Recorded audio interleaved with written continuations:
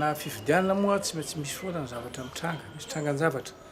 Inona Indray le tranga? tranga zao ohatra zao hoe misy tany amin'ny toerana toy hoe anevoka, dia misy olona mitondra karapanondro izy, dia tonga ao izy dia hoe hifidy izy, dia rehefa tonga ao izy dia tsy afaka mifidy anao satria tsy voasoratra, marina zany, zay ny anatin'ny lalàna.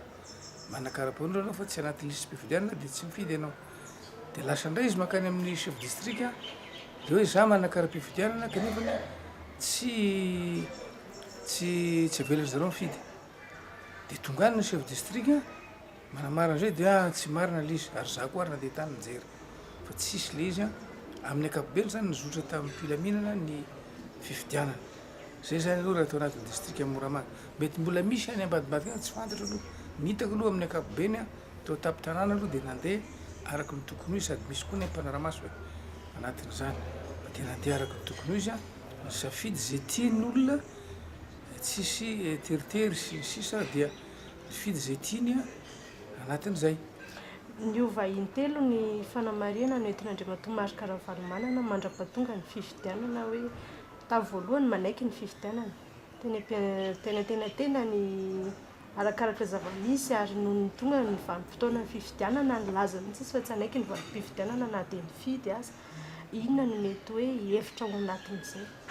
Za aloha tsy afaka haka ny toeran'ny président Marc Ravalomanana, anazy zay fa olon-kendry izy olona manana maizy azy efa nitondra n'ity firenena ity olona everiko fa mahafantatra tsara ny tokony ataony anatin'izay zavatra zay ary no-dehibe raha teo koa izy.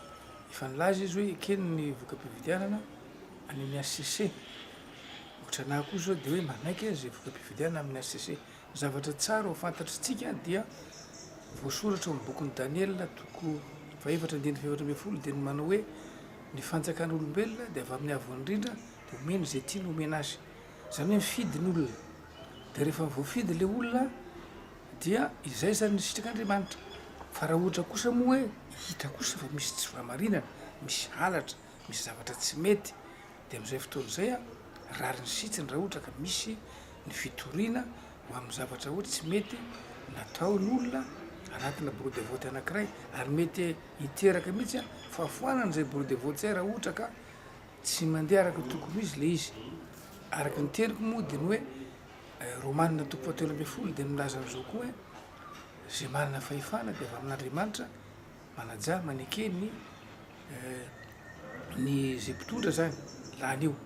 Ka za zany za olona kristianina, za koa olona manana ny safidiko anatin'izay. Fa ny fahamarinana kosa rehefa mipetraka dia za dia manaiky zay avoakany HCC dia manaiky koa ny zavatra voasoratra ny baiboly. Zay zany ny anahy anatin'izay. Zany hoe rehefa misy filondany na iza dia ekeko dia toaviko le izy, ajaiko le izy zay tonga eo. Zay zany ny anahy ny anahy za filoana antoko ary ny olona ao anatin'ny antoko dia efa tezaiko amin'izay tsisy hoe ndeha eo be fa nanao an'izao za filohan'ny fizafahany nasionaly manana antoko ako, manana maizy azy ao anatin'ny ataontsika hoe eto amin'ny firenena sy amin'ny district Moramanga zany fizafaha zany.